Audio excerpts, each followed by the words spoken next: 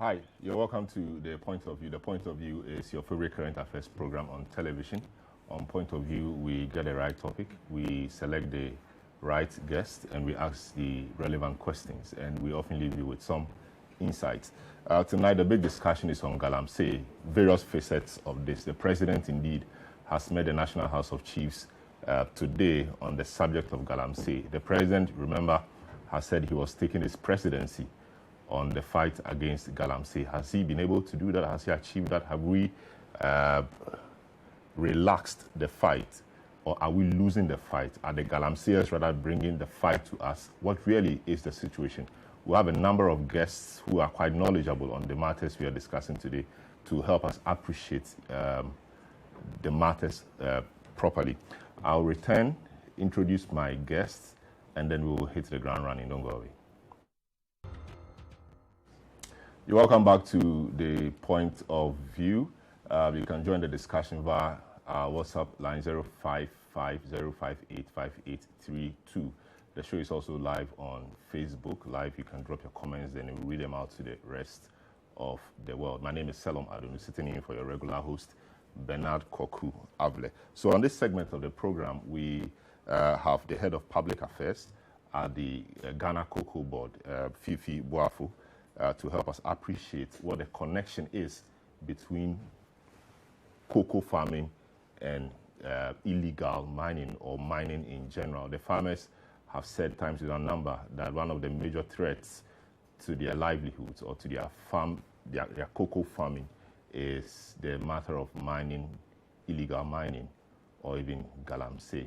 So we want to understand that today from him. He works with the Cocoa Board, and recently they announced the syndicated loan of $1.13 billion.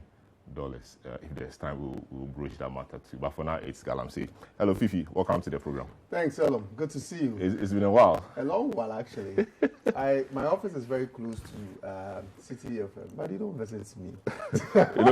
We need security clearance to come to your office. I beg you, so we'll contact the appropriate authorities when we want to come. All right, but it's been good. It's good seeing you, and it's good to see all the things you are doing. But galamsey, or illegal mining, it's come up again for mention, and it appears that once we start a fight, if we're doing well, we relax, and then things get worse, and then we come back. So the president in 2017 or so, together with Citi and other stakeholders, started a fight or waged a war against illegal mining. We were at it for a while. The water bodies started to clear. We went to sleep. Things got bad, perhaps the election. And then here we are again. Now it appears that we've either lost the fight or almost at the verge of losing the fight. Cocoa farmers, they appear to be having a lot of issue with galamseyers.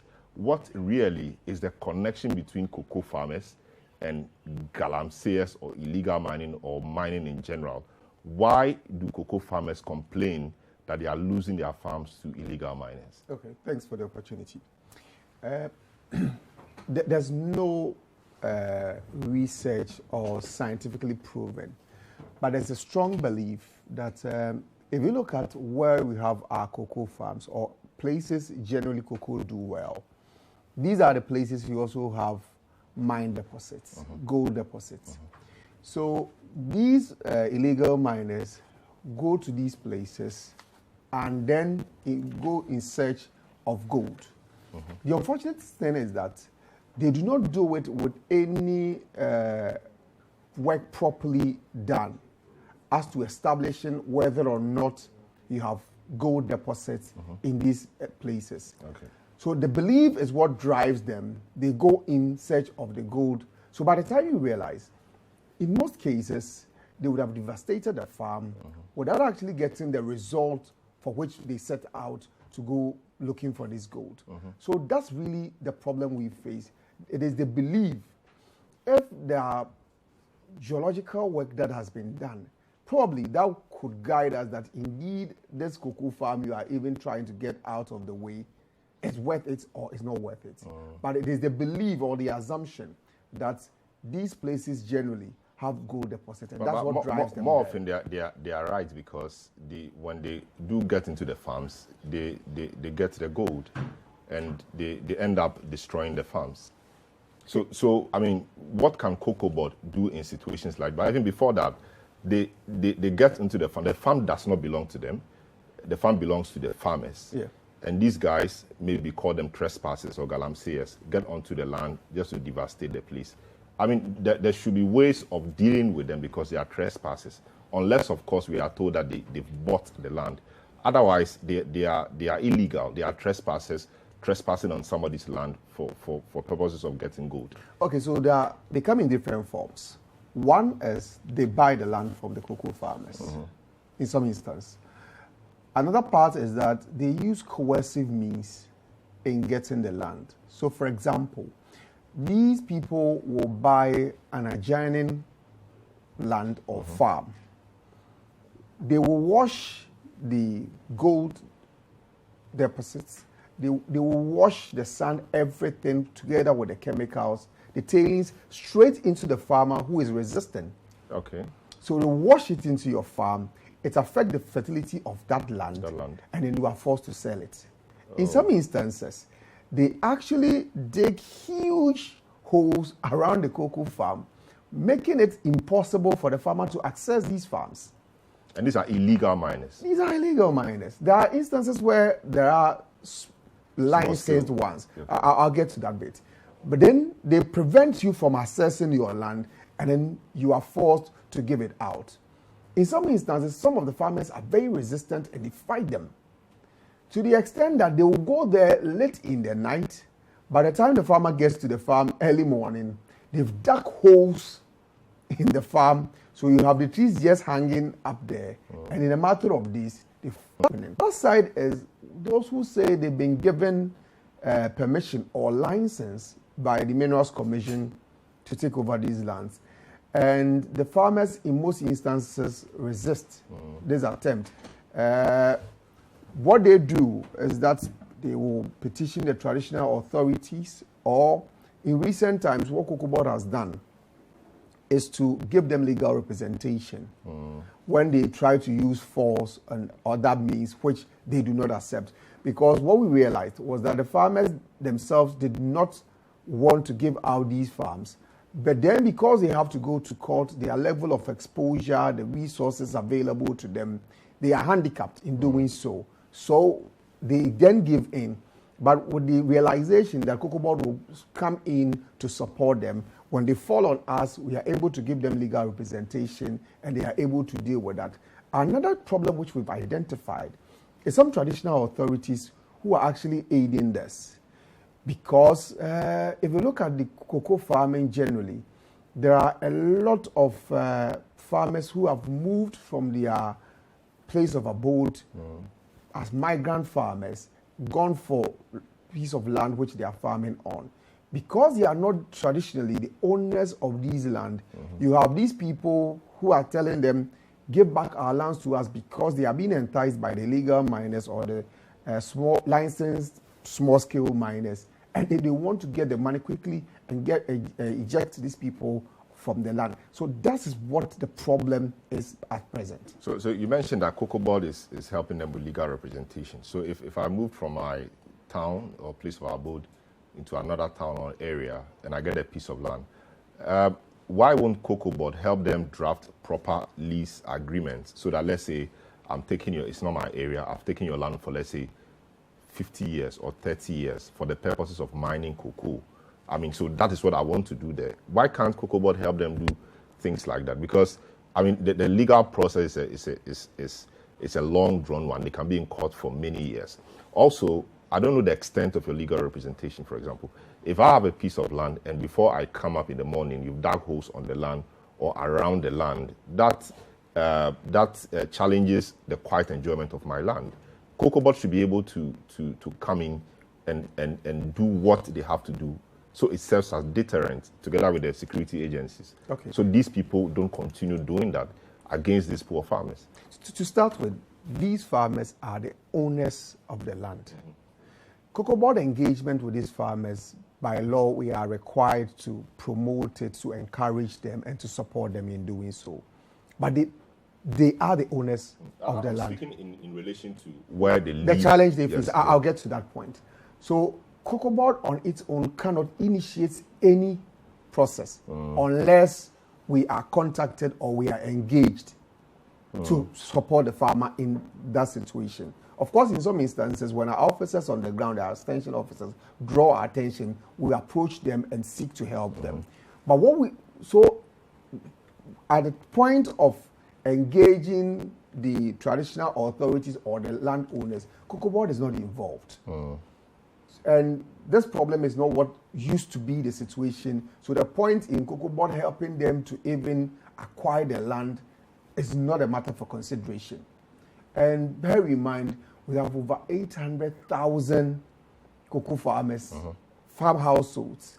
So for Cocoa Board to draft agreement for every cocoa farmer, I think would be a very difficult one. No, but we can have standard agreements. Of course, land matters. I mean, the specificity of the land and those things may change, but the terms generally could be, I mean, more or less the same. Yeah. So I'm not sure. Of course, there are separate lands, so that the arrangements are different. But I think there should be a way, because if we don't, we will lose. I'm not sure whether we're winning the galamsey fight or not, but the major concern is that cocoa is a major, foreign exchange earner for Ghana, and if we lose this fight, to the galamseyers against the cocoa farmers, we will lose it. So it's not just to them; the country generally is affected. So that's my concern. And if it take Cocoa Board to be a bit drastic, to get the powers that be to draft legislation to support this, I'm sure it's in the public interest, and public policy must allow it. I get a concern. So, for example, what we are doing now, there are farms that Cocoa Board have rehabilitated for the farmers, those that were diseased and the moribund farms. We took a facility from the African Development Bank, and then we are rehabilitating them. As part of the arrangement, before we hand over the farms to the cocoa farmers, there's going to be an agreement that binds you to keep the farm. So for starters, I think it's in line with the question you are asking, that you do not have just the right or to give it out just you wish to an illegal farmer or someone who is trying to trespass on that land. So we've started on that point, but of course it's a point worthy of looking at. But the main issue in your introduction, you talked about the fact that it looks like, the president has put his presidency on the line, among other things. But for me, my observation is that the media attention, the publicity given to these issues, rather go to a very large extent in helping address the issue. The reason why the political class, I believe, is finding it difficult to fight this is that an impression is created down there that this is a source of living for people. So if you are curtailing it, then you are insensitive, you are not considering the livelihood of the people. But when the attention is drawn, when the campaign is on, when the realization is out there that this is not the way to go. Yes, we might all feel that there's a need for us to have employment or to be engaged in one way or the other. But we do not have to be engaged or have a source of living by destroying our heritage and destroying our whole livelihood going forward. Because if the publicity is not on, if the sensitization is not on, it will be difficult for the fight to be done. Because the political class, for me, I believe, they are challenged because if you look at the politics generally at the end of the last election, the government in power lost in most of these galamsey areas. But it's a price we pay for leadership. And if your legacy will be that you lost the election because you won the fight, the point I am making, that's in the national interest. But the point I am making is that all of us are concerned as a people. And it is not just for somebody to pay the price or otherwise, but it is for us to achieve results. So for example, in achieving the result, one of the things that I think it has helped the media in recent expose that is going on. Now people feel emboldened to challenge it. But if it is done in the dark, if the attention is not given, people feel like it is all right for you to convert somebody's cocoa farm into an illegal mining site. So given the existential threat that galamsey poses to cocoa farming and cocoa production, and by extension, our national economy in terms of foreign exchange and etc., is Cocoa Board looking at taking a specific part of this fight. So Cocoa Board, undertakes certain sensitization exercises, goes beyond the normal things it does to ensure that the farms are protected. Is there anything like that Cocoa Board will do or Cocoa Board is doing just to safeguard the farms we have now so we don't lose those farms to the galamseyers or to illegal mining or mining in general? The sensitization you talked about is ongoing, and I think it has helped. It has helped with the realization that this is not the way to go. We have to deal with that. So that is ongoing. The second one is what I initially talked about giving them legal representation. Another thing we've also identified is the fact that if you look at the cocoa farms, in situations whereby we are losing it to small-scale farmers, the structural rights of the farmer is what is paid for, and they pay 20 Ghana cedis for a tree. Peanuts. It is not something that can compensate the farmer for losing that right and the investment done in that cocoa farm. So Cocoa Board is sponsoring a law to take into consideration what actually goes into having such a farm and the true value of it, such that anyone who is making an attempt or moving into taking off a cocoa farm and replacing it or undertaking a galamsey activity there will have to pay the true value of the land, and this we believe will serve as a disincentive to them. Another thing we're doing, I think we are in Western North now, and that is the only region within the cocoa regions left, where we are taking the polygon maps of every cocoa farm in Ghana. When we do so, we superimpose it with what Forestry Commission and the Minerals Commission have, where we can say that these areas, we have cocoa farms there. So in giving out licenses or allowing people to undertake mining, we should take into consideration the fact that we have cocoa trees there, so we do not convert them into illegal mining site. So that Cocoa Board is doing at present. Very well. So there are two sides. There's the involuntary or the forcible or forceful conversion of cocoa farms to mining sites. Yes. And there is also the voluntary one.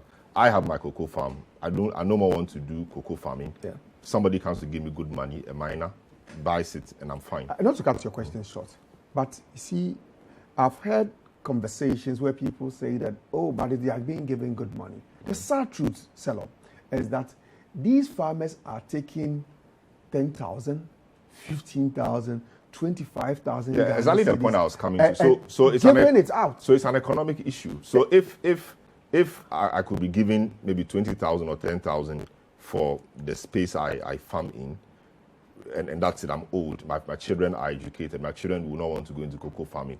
I'm old. I cannot do the hard job of farming. Compared to what Cocoa Board pays me, and I do my own calculation, it may be short term, but I'm very old. I prefer taking out 10,000 today. It may do something for me, may not be enough, compared to taking so-called peanuts from Cocoa Board. It's an economic issue.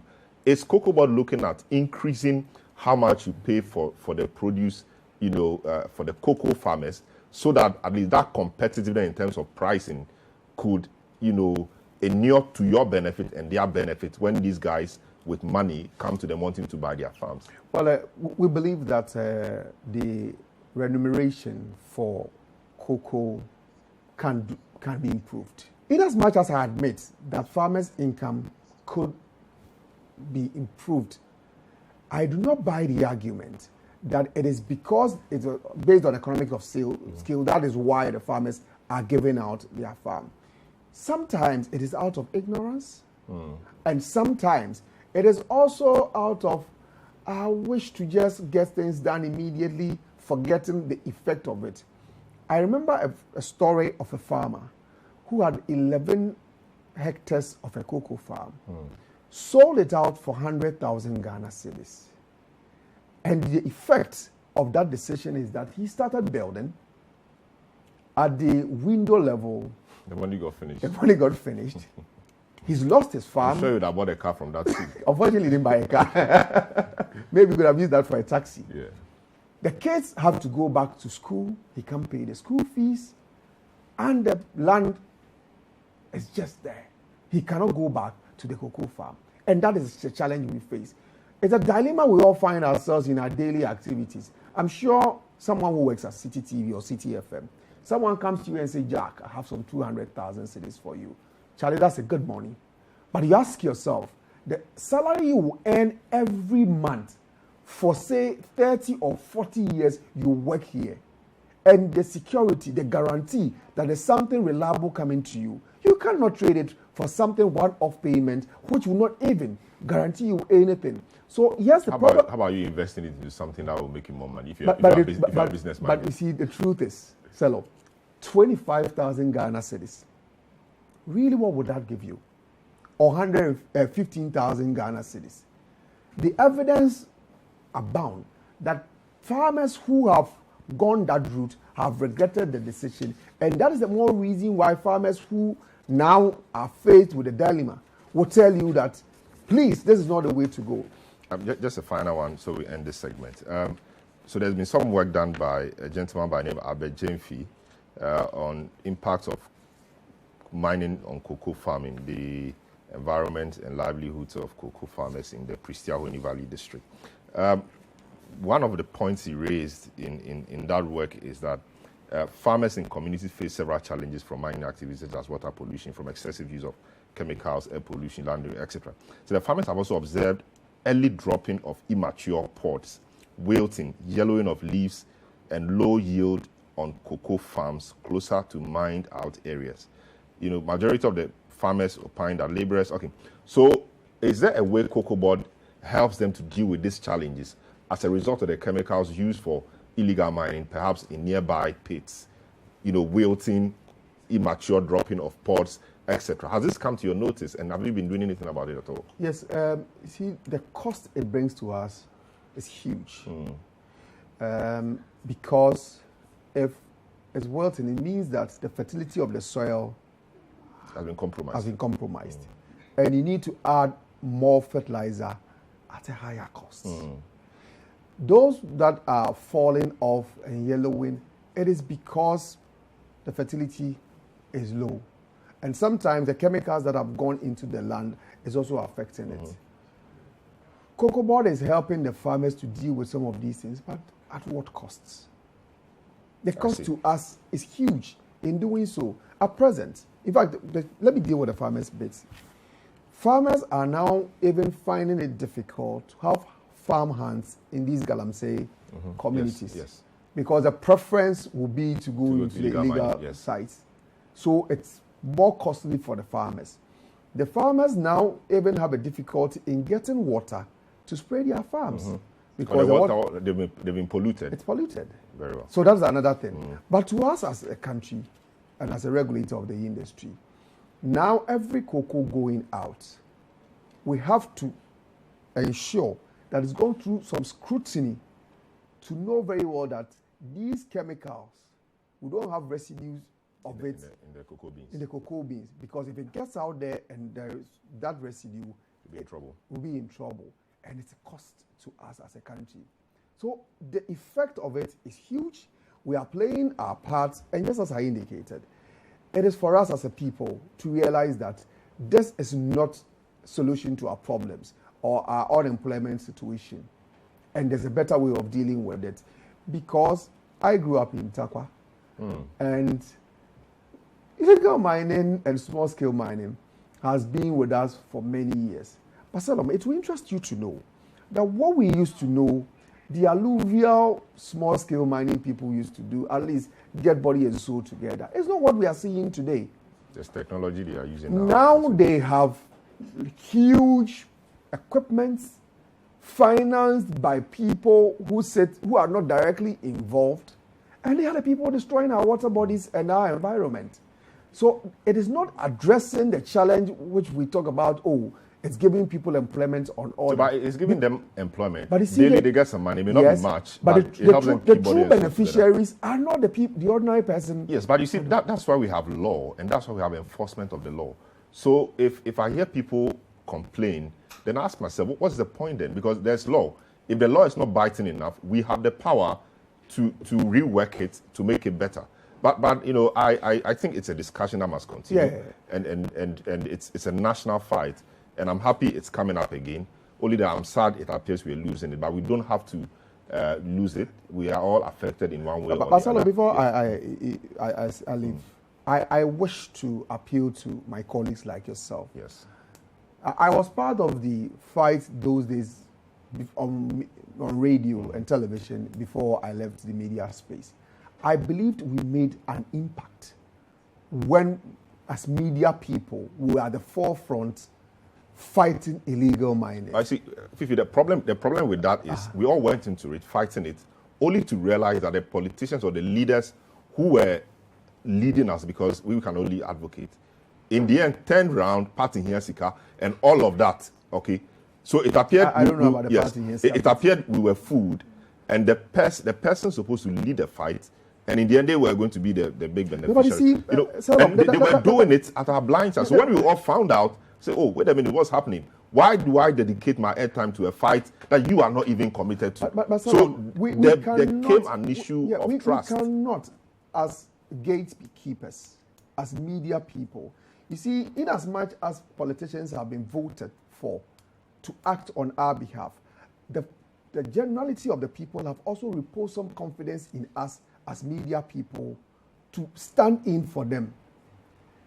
And we have proven as media people that when we make the point, when we declare that this is not right, this is something that is going against us as a people, we are able to make an impact. And the evidence is there for us to. So if we allow that, well, probably someone is not playing his or her part well. So for that reason... And these people are walking free. We'll let go. Trust me, if the campaign is on, the people in political space will be forced to act. Very well. We are not relenting. We'll keep it is important. We'll keep on the fight. Yes. Thank you so much, Fifi Boafo, Head of Public Affairs at the Ghana Cocoa Board. Thank you so much for speaking to us. We will continue the discussion on the illegal mining, galamsey, etc. Don't go away. You're welcome back to the point of view. My guest in the first part of the program was Fifi Boafo, Director of Public Affairs at the Cocoa Board. So, I mean, we've had some discussion, as you just saw, on the difficulties cocoa farmers are having to face from illegal miners or galamseyers. Indeed, some of them have said it's not just from galamseyers, but miners in general. On the second part of the show, my guests are Michael Kojo-Pipra, who is the president of the Concerned Small-Scale Miners Association, Dr. Ken Ashigbe, convener, Media Coalition Against Illegal Mining, and then Martin Aisi, who is the chief executive of the Minerals Commission. Mr. Pipra, if you are on, good evening and welcome to the program. Thanks for having me. All right, is Dr. Ashigbe on the line, please? Okay, so Michael Pipra, I mean, we've heard quite a bit about how illegal mining affects, or small-scale mining or mining affects cocoa farmers. How concerned are you about some of the issues raised by Cocoa Board in respect of the diminishing returns on the farmers' farms or the farms of the cocoa farmers? It's a worry to everyone. It's a worry to every citizen of this country, because we know the contribution of cocoa to our economy. So if all this distraction is going on, as small-scale miners, we are not happy, and it's something that is a very much of a worry to us too. I see. So a lot of the farmers accuse you of digging around their farms and even trespassing. Of course, some of the concerns or the accusations have been against illegal, miners. But generally, they say even small-scale miners are culpable of the same thing. What is actually your mode of operation? How do you get onto the field? And if it's a farm, for example, how do you get onto the farm? Is it that you come into some agreement with the farmers, or you just go on the land? The accusation is that you just come on the land, dig around, making it difficult for them to continue farming, and later you offer to buy the farm. What is the truth in that? What is your modus operandi? As a matter of fact, I don't know where they pick those informations from. There is no way a miner can just go to anybody's farmland and then start mining with impunity. First, it starts from going to the chiefs, then later on going to wherever your license is. You need to compensate the farmer before you can start your operations. Some of these farmers sometimes even come and offer their farms to us willingly. So I don't know where they are picking their information from. Not only even for the licensed small-scale miners, sometimes they go as far as to the illegal miners to offer their lands in returns for any amount that is due. I see. Help us understand how it works.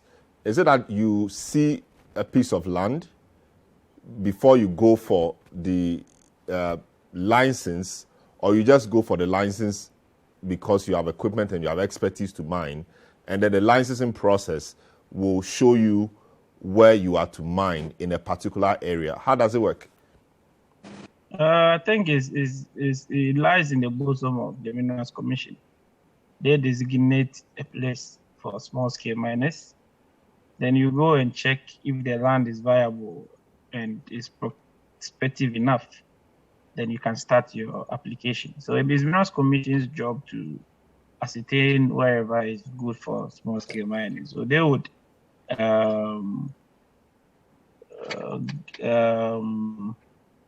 coordinate wherever is viable for small-scale mining. Then through that, you can also apply and get your license to mine. So it is irrespective of whether the place is a farm, a cocoa farm or not. Of course, I'm aware of the fact that minerals in the soil belong to the Republic, and the president holds that in trust for us. And so, the state can do as it pleases with the mineral in the soil, as it were. So you being assigned a place is irrespective of whether the place you're being assigned is occupied by a cocoa farm, especially. Cocoa farm, because it has come up for mention that we are losing a lot of the farms to miners or to galamseyers. And that appears to be raising a lot of issues because cocoa, as we know, is a major foreign exchange earner for the country. And we are having to lose that to a practice or to an exercise that degrades the land, and after which we are unable to use it again. As a matter of fact, that is what the law says. If you should read the Minerals and Mining Act 2019, section or Act 218, it only states that the licensing procedure lies through the Minerals Commission, and the minister has the prerogative right to grant or to reject. So if you go through all these rigorous processes and you acquire a license, what is up to you as a miner is to compensate whoever owns the land, then you can go and mine. It doesn't only happens to small-scale mining. With respect to that, it even goes to the large-scale operators or large-scale companies.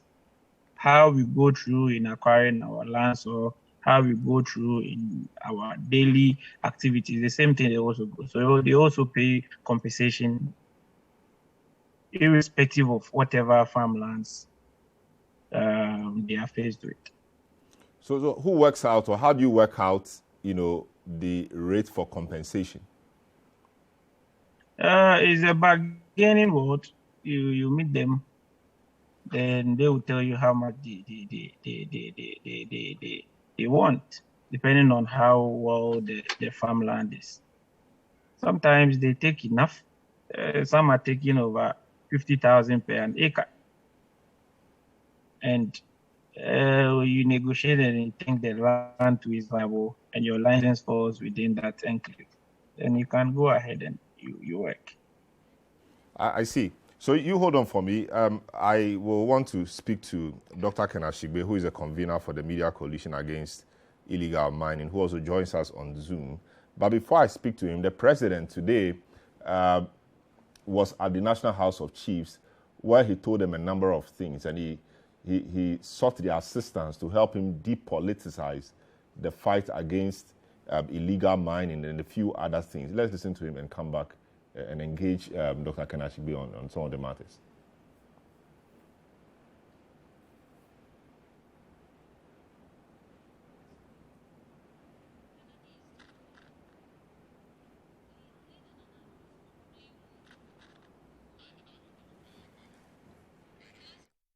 So we'll get a sound clip from the president at the National House of Chiefs a bit later.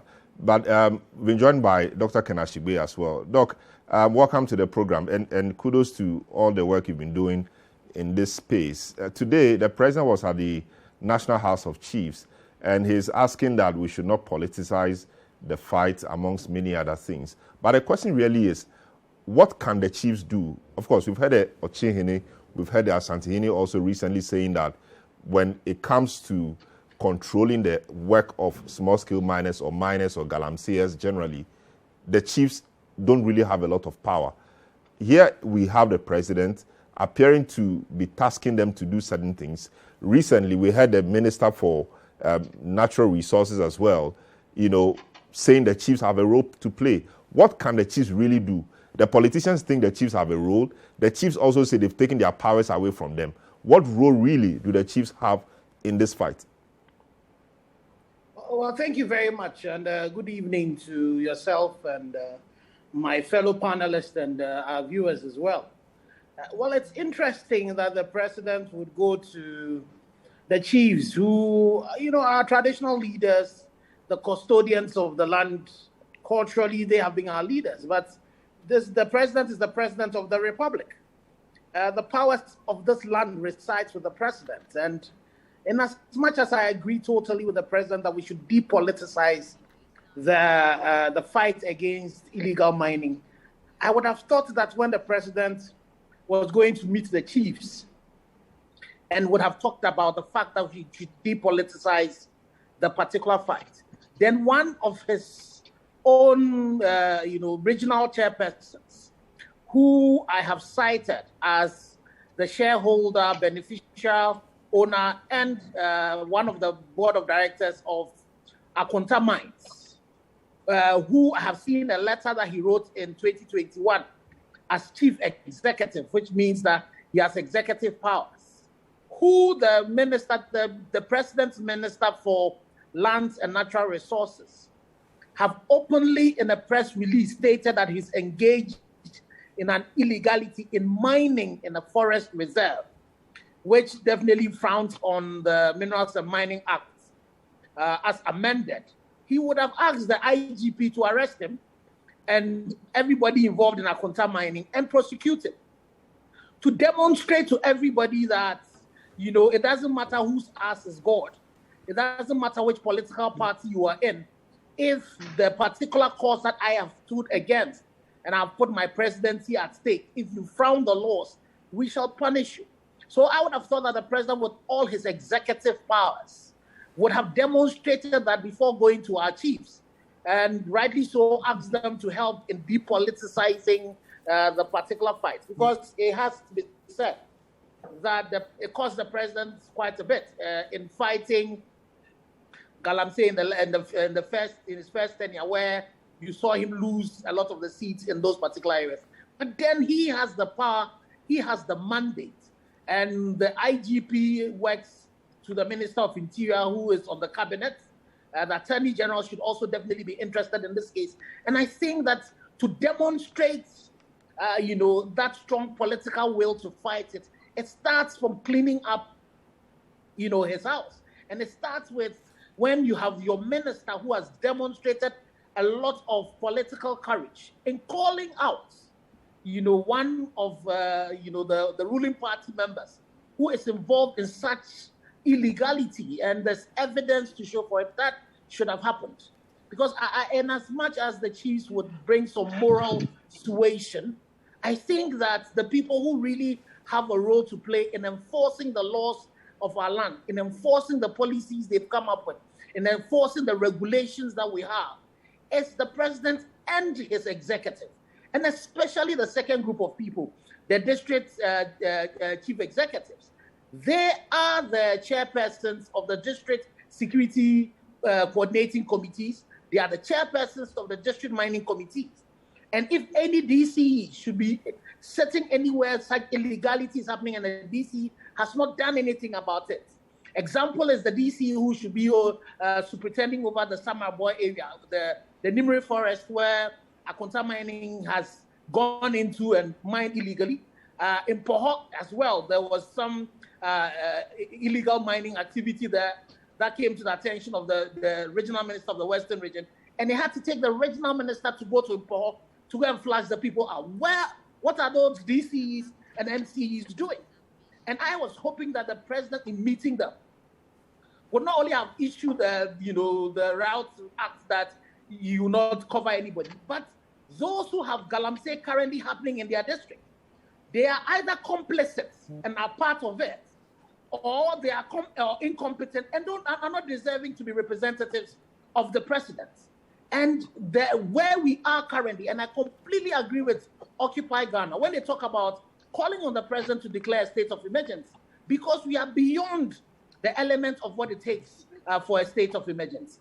Back to the point about politicizing the fight, is the president not right to be concerned that whilst he has taken on a national fight, of course, knowing all the interests at stake, a certain segment of the political divide will seek to take advantage of that. And if he sees that he may be losing power, his party stands to lose power, no matter how much of a will he has to fight this, that will may wane or may be weakened, as we have seen over the years or over the months. No, I think the president on that particular call is absolutely correct. That we need to make galamsey, a non-partisan fight, because this is a national crisis. And we have seen it. It's not only this president that suffered it. The former president suffered it in his tenure. And we saw, some of the things when the MPP in opposition said when they wanted to come to power in 2016. We also saw what the NDC also said when they were competing for the 2020 election. So on both the MPP and NDC side, none of them is clean. We saw, presidential candidates talk about people that they were going to, allow to mine, and both of them have said it. Both the current president when he was in opposition and the NDC presidential candidate also have done it.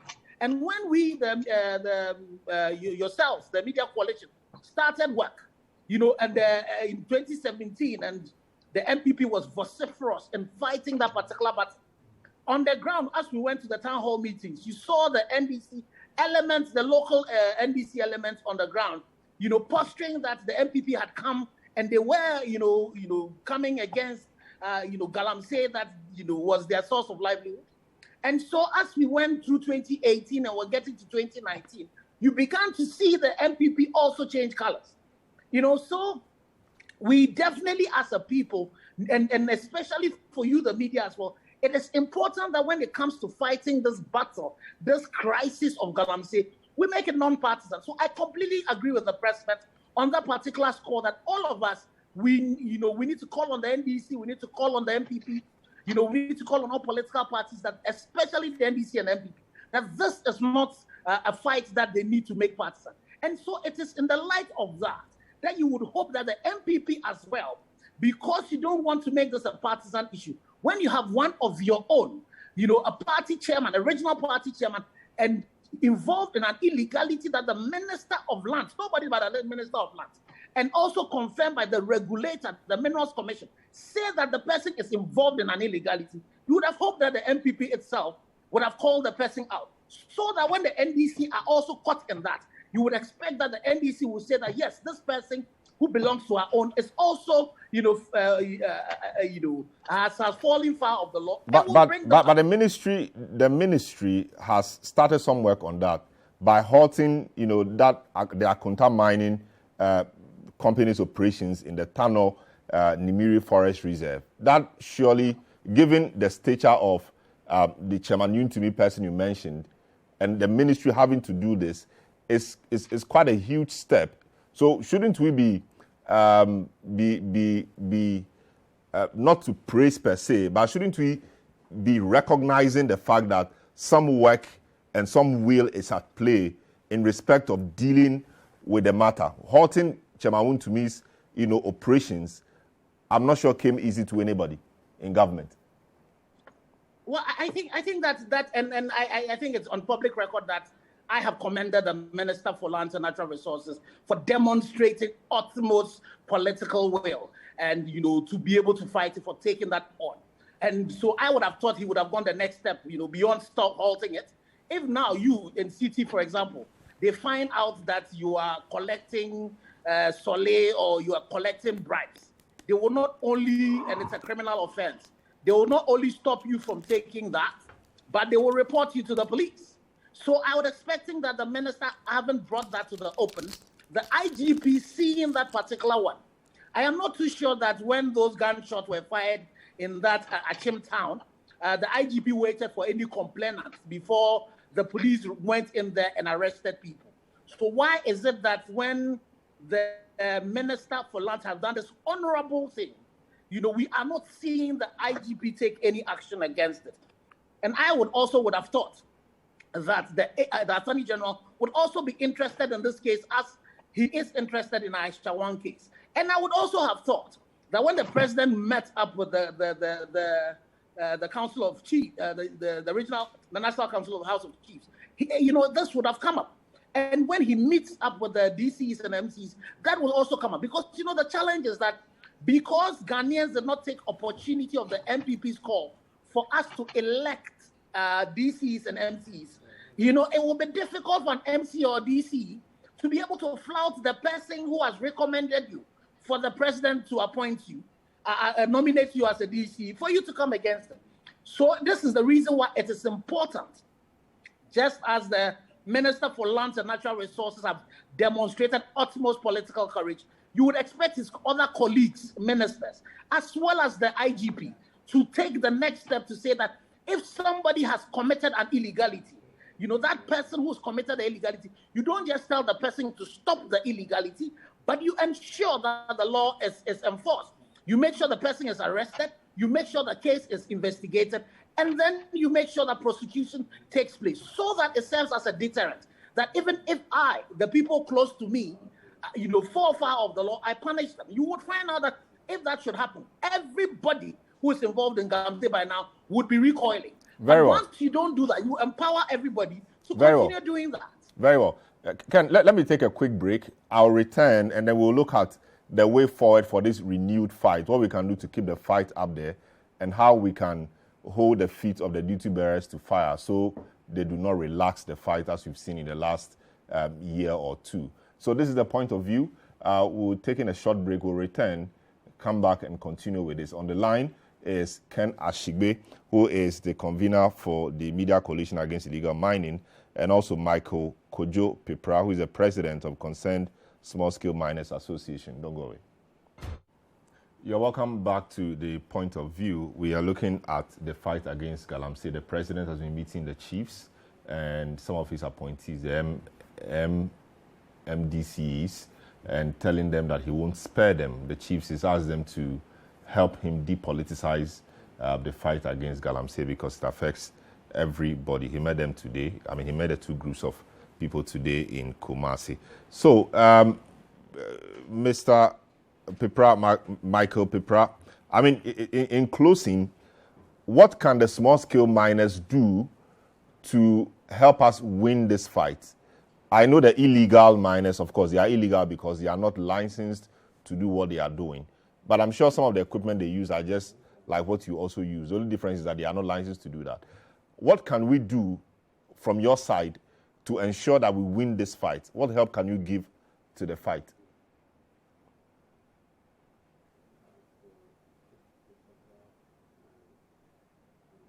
Hello? Can you hear me, Mr. Pipra? Yeah, I can hear you. I can hear you. As a matter of fact, we have shown enough goodwill to help government in its quest to fight this problem, because this is a state security issue, and we also want to help government in fighting this galamsey issue. But then, there are issues we need to bring our minds to in a quest to find a long-lasting solutions to the problem. Anytime that we want to bring a solution, it seems there are no blueprints in the way forward for galamsey. So whenever the media starts to lambast the government, it comes out with no plan, and by bringing out the military to fight this problem. Today, we had a president went to meet the House of Chiefs, and then he met some of the MMDCs. I think charity begins at home.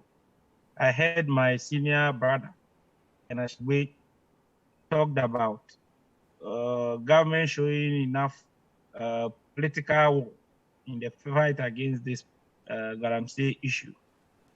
If government can show enough teeth, and government can be bold enough to try to salvage this situation, that is the only way that the galamsey problem can be a thing of the past. But, hello? Yes, Occupy Ghana, for example, says that the president should declare a state of emergency over the galamsey crisis. What do you think?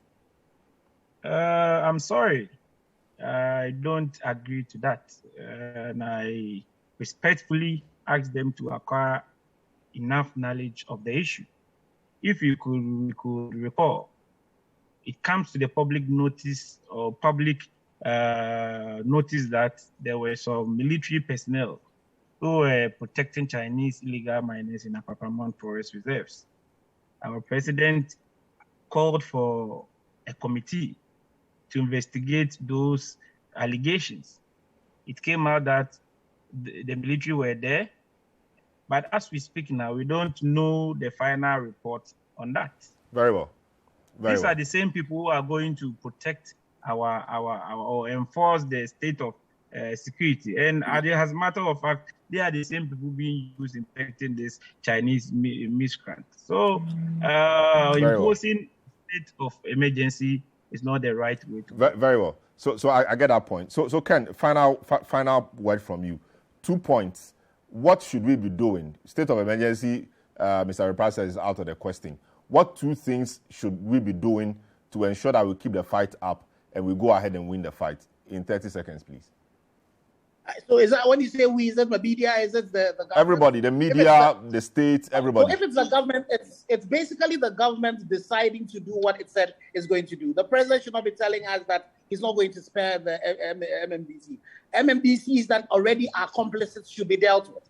The chairman of his Ashanti Regional Party, the chairman of the MPP, who has been fingered by the Minister for Lands, should be immediately arrested, investigations carried, and we should be seeing transparently that he's being prosecuted.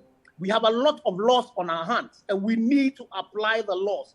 All we need to do is to apply the laws. Excavators that have to be geofenced, that have to be tagged, the drones that are supposed to be in place, decentralizing the fight, all of those things. So we know what it is that we need to do. Very well. We just need to act. That's all that we have to do. Very well. Thank you so much, Ken, Dr. Ken Ashigbe and Michael Kojo Pipra. Earlier, you heard Fifi Boafo. Thank you so much for making time with us tonight. That's all for our show tonight. My name is Selorm Adonoo. See you some other time. Stay with Citi TV and keep watching it. It's your world. The Point of View is brought to you by Cowbell Coffee. Cowbell Coffee. Taste it. Love it.